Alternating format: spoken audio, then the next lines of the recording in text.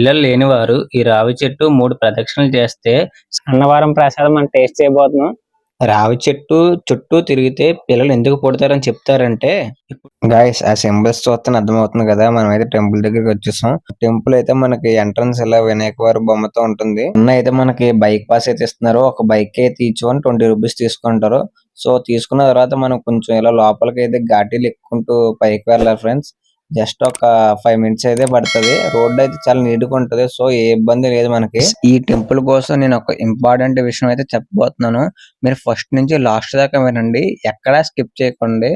సత్యనారాయణ స్వామి కుడి పక్కన ఈశ్వరుడు, ఎడమ పక్కన అనంతలక్ష్మి వారు దర్శనం ఇస్తారు. ఇక్కడ స్వామివారిని 2 అంతస్తుల్లో దర్శించుకోవాల్సి ఉంటుంది. మొదటి అంతస్తులో స్వామివారి మూల స్తంభం పాదాలను దర్శించుకొని మెట్లపై అంతస్తుకు వెళితే శ్రీ సత్యనారాయణ స్వామి, మహేశ్వరుడు, అనంతలక్ష్మి అమ్మవారు ఒకే పీఠంపై కనువిందు చేస్తారు. ఇలా ఒకే పీఠంపై శివకేశవులు అమ్మవారు కనిపించిన ఆలయం మరెక్కడా లేదు.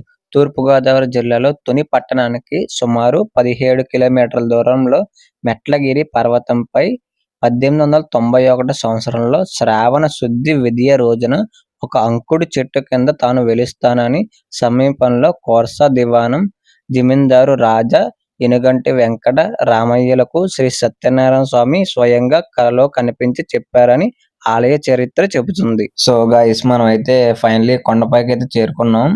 ఇక్కడ మీరు ఒక బస్ చూస్తున్నారు కదా, ఆ బస్ అయితే ఫ్రీ బస్ అండి పైకి రావడానికి.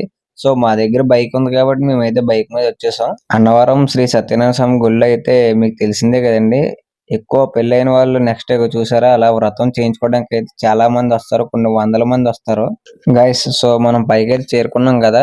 సో మీకు ఇప్పుడు అక్కడ కనిపిస్తుంది కదా గోపురం. సో ఆ గోపురం నుంచే మనం ఇప్పుడు లోపలికి అయితే ఎంటర్ అవ్వాలి మనం. మా సూర్యస్వామి అయితే కొబ్బరికాయ కొందాం తీసుకెళ్లాడు.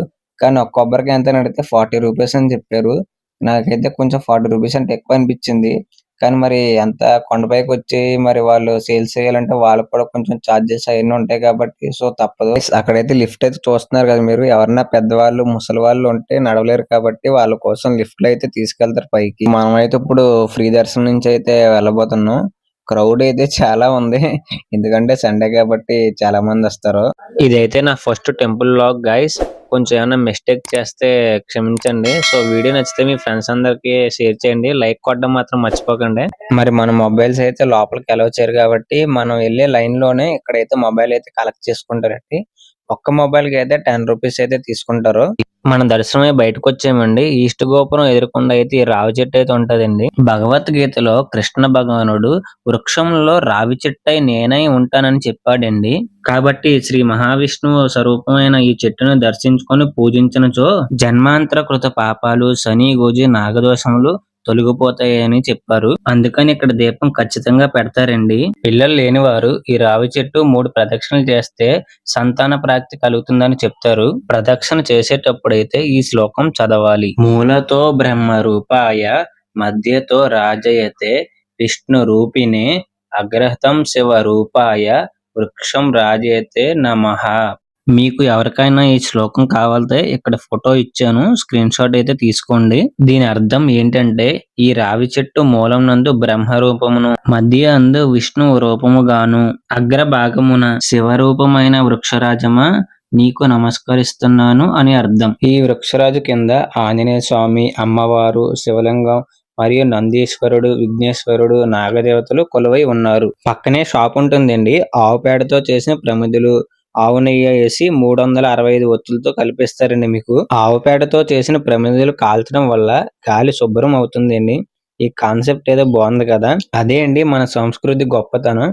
మన సంస్కృతిలో చేసే ప్రతి పని వెనకాల ఒక సైన్స్ ఉంటుంది. రావి చెట్టు చుట్టూ తిరిగితే పిల్లలు ఎందుకు పుడతారని చెప్తారంటే, ఇప్పుడు ఆడవారిలో ఎక్కువ పీసీఓడి ప్రాబ్లం ఉందండి. దానివల్ల హార్మోన్స్ అనేవి సరిగ్గా ఉత్పత్తి జరగడం లేదు. ఈ రావి చెట్టు గాలి ఆడవారిలో హార్మోన్స్ ఉత్పత్తి సరిగ్గా జరిగేలా చేస్తదండి. నెక్స్ట్ మనం అయితే శ్రీ గోకులంకి వచ్చామండి. ఇక్కడ గోమాతకి పచ్చగడ్డికి అయితే 10 రూపాయలు, గోమాతకి దానం 30 రూపాయలు, గోమాతకి పూజ చేయాలంటే 116 రూపాయలు అయితే తీసుకుంటారండి. ఆవుకి గడ్డిని తినిపిస్తే వ్యాధులు, పాపాలు నయం చేస్తుందని, మంచి ఫలితాలు ఇస్తుందని చెప్తున్నారు. వీటిని కంటే ఆహారాన్ని అరటి ఆకు మీద పెట్టి ఆవుకు తినిపిస్తే 7 తరాల సంతానం అభివృద్ధి చెందుతుంది, అప్పులు కూడా లేకుండా ఉంటాయని చెప్తున్నారు. మన సంస్కృతి ప్రకారం ఆవు కోసం తెలుసుకోవాలంటే ఇంకా చాలా ఉన్నాయి. మనకి మొత్తానికి గోశాలలో అయితే కృష్ణ దర్శనం కూడా అయిందండి. మీరు ఆవుకి గడ్డి తినిపించిన దగ్గర ఈ ప్లేస్ అయితే ఉంటదండి. చూడడానికి అయితే నాకైతే బాగా నచ్చింది వ్యూ పాయింట్. మీరు కూడా ఎప్పుడైనా వెళ్తే కనుక ఇక్కడ డెఫినెట్లీ ఈ వ్యూ పాయింట్ అయితే చూడండి. మీకు ఇందాక రావి చెట్టు దగ్గర ఈస్ట్ గోపురం అని చెప్పాను కదండి, ఇదేంటి అది. ఇక్కడైతే ప్రతి ఒక్కరు ఫోటో దిగడానికి అయితే వస్తారు. వచ్చిన ప్రతి ఒక్కరు ఫోటో దిక్కుండా అయితే వెళ్ళరు. ఇక్కడైతే వ్యూ పాయింట్ అయితే చాలా బాగుంటుంది. ఫోటో దిగడానికి కూడా ఫ్యామిలీ గానీ ఫ్రెండ్స్ తో గానీ వెళ్తే కంపల్సరీ ఫోటో దిగుతారు అక్కడ. ఇక్కడేనండి పెళ్ళైన దంపతులు అందరూ వ్రతాలు అయితే చేయించుకుంటారు. నెంబర్ 2, నెంబర్ 3, నెంబర్ 4 అని గదులుగా డివైడ్ చేస్తారు. అంటే ఒక హాల్లో ఫుల్ అయిపోతే ఇంకొక దాంట్లోకి వెళ్తారు. అయితే వ్రతానికి ఒక్కొక్కరికి వచ్చేసి అయితే 300 అయితే ఛార్జ్ చేస్తున్నారండి. అలా కొంచెం ఎదరికెళ్ళి చూస్తుంటే అందరూ గుంపుగా ఉన్నారు. ఏంటి గుంపుగా ఉన్నారని చూస్తుంటే అక్కడ ఒక ఆయన పెద్ద ఆయన అయితే డ్రాయింగ్ వేస్తున్నారండి పాపది. చూడడానికి అయితే 2 కళ్ళు సరిపోలేదండి. ఎందుకంటే అక్కడ ఉన్న పాపని యాస్టీస్ నిజంగా ఎలా ఉంటదో అలాగే వేసారు డ్రాయింగ్. కానీ డ్రాయింగ్ ఎంతో తెలుసా? ఆ డ్రాయింగ్ చూసి 500 ఉంటది అనుకున్నాను. జస్ట్ 200 అయితే తీసుకుంటున్నారు ఆయన. ఈ ట్రిప్ అందరికి స్పాన్సర్ ఎవరో కాదండి. అక్కడ కనిపిస్తున్నారు కదా సోమాలు వేసుకొని. ఆ టైం అయితే మొత్తానికి 12 అయిందండి. మా స్వామి ఆకలేస్తుంది అంటున్నాడు. మాకు కూడా అయితే ఆకలేస్తుంది. సరే ఇప్పుడు భోజనానికి వెళ్తున్నాం మేమైతే.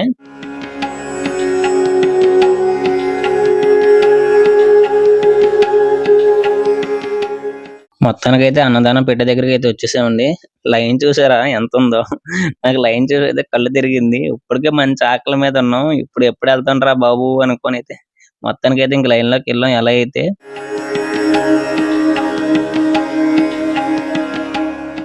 మీరు సరిగ్గా అబ్జర్వ్ చేస్తే అక్కడ అందరితో తంబించుకుంటున్నారండి.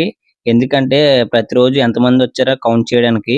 జాగ్రత్తగా 1.5 లైన్ లో నుంచొని మొత్తానికైతే పైకి వచ్చేసామండి. ఇక్కడైతే 1 by 1 పంపిస్తున్నారు లోపలికి.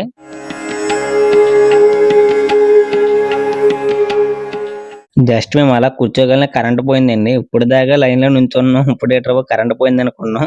మళ్ళీ ఒక 10 నిమిషాలకి అయితే కరెంట్ వెంటనే వచ్చేసిందండి. అమ్మేసా అనిపించింది. భోజనం అయితే చాలా బాగుందండి. కొబ్బరి పచ్చడి, వంకాయ మామిడికాయ, పప్పు, సాంబార్ అన్ని పెట్టారు. భోజనం అయితే చాలా టేస్ట్ గా ఉంది. ఇప్పుడు మేము ఎక్కడికి వెళ్తున్నాం ఎవరన్నా గెస్ చేయగలరా? అన్నవరం అనగానే ఒక పేరు గుర్తొస్తుంది. ఏంటో తెలుసా? అదే మన అన్నవరం ప్రసాదం అండి. అన్నవరం ప్రసాదం కొనడానికి అయితే లైన్ లోకి వెళ్తున్నాం మేము. ఇక్కడైతే మీరు టికెట్ అయితే తీసుకోవాలండి. మీకు ఎన్ని ప్రసాదాలు కావాలో ఒకటే వచ్చేసి 20 రూపాయలు తీసుకుంటున్నారు. సో అక్కడ తీసుకున్న టోకెన్ తర్వాత ఇక్కడ లైన్ లోకి వచ్చి మళ్ళీ ఇక్కడ టోకెన్ ఇస్తే మీకు ఎన్ని కావాలో అప్పుడు అన్ని ఇస్తారు.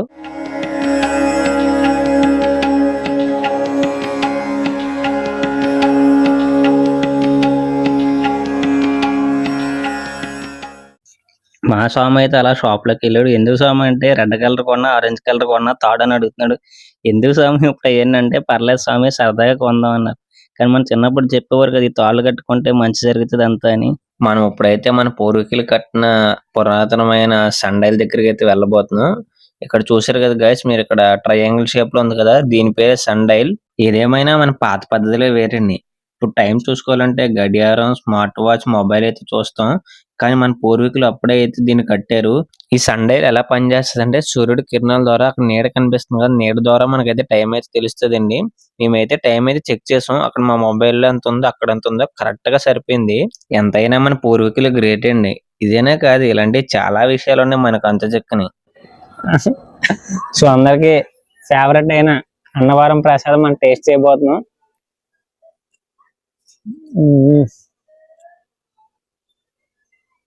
టేస్ట్ అయితే సూపర్ ఉంది ఫ్రెండ్స్. ఇది కనుక ఎవరైనా ఫస్ట్ టైం తింటే కనుక మొత్తం తినేసి ఆకు కూడా నాకేస్తారు. సో గైస్ మొత్తానికి అయితే మనకి ఈ రోజు ట్రిప్ అయితే ఇలా గడిచింది. అన్నవరం ట్రిప్ అయితే మీకు మాత్రం ఈ వీడియో తప్పకుండా నచ్చుద్దని నేను అనుకుంటున్నాను. మీకు కనుక ఈ వీడియో నచ్చితే కొంచెం లైక్ చేసి మన ఛానల్ సబ్స్క్రైబ్ చేసుకోండి. ఇలాంటి మంచి మంచి వీడియోలు ఇంకా ముందు వస్తే కనీసం ఒక 5గురు కన్నా మీ ఫ్రెండ్స్ కి వీడియో షేర్ చేయండి. వాళ్ళకి కూడా నచ్చితే వాళ్ళు కూడా ఎవరికైనా షేర్ చేస్తారు కదా, కొంచెం మాకు కూడా బూస్ట్ ఇచ్చినట్టు ఉంటది. నా వంతు అయితే మీకు కొన్ని విషయాలు అయితే నేను చెప్పడం జరిగింది.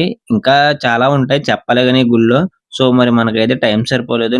నాకు ఉన్న వాటికి నేనైతే మీకు ఇన్ఫర్మేషన్ ఇచ్చాను. ఎంత ఇవ్వగలను అంత ఇచ్చాను నేను బేసిక్ గా. సో మీకు వీడియో కంపల్సరీ నచ్చే ఉంటది. కొంచెం మన వీడియోని మాత్రం కొంచెం అందరికి షేర్ చేసి లైక్ కొట్టండి కంపల్సరీ. ఏమన్నా చిన్న చిన్న మిస్టేక్లు ఉంటే క్షమించండి. అలాగే మీకు ఈ వీడియో ఎలా అనిపించిందో కింద కామెంట్ చేయండి. మీకు కూడా చాలా సార్లు ఎప్పుడైనా అన్నవరం వచ్చే ఉంటారు కదా! మీకు అన్నవరం వచ్చినప్పుడు మీ ఫీలింగ్ ఎలా కలిగింది అనేది ఒకసారి కామెంట్ బాక్స్ లో కామెంట్ చేయండి. మన ఛానల్ కి సపోర్ట్ చేయండి కొంచెం. బాయ్ మరి ఉంటా అయితే నెక్స్ట్ వీడియో మళ్ళీ కలుద్దాం.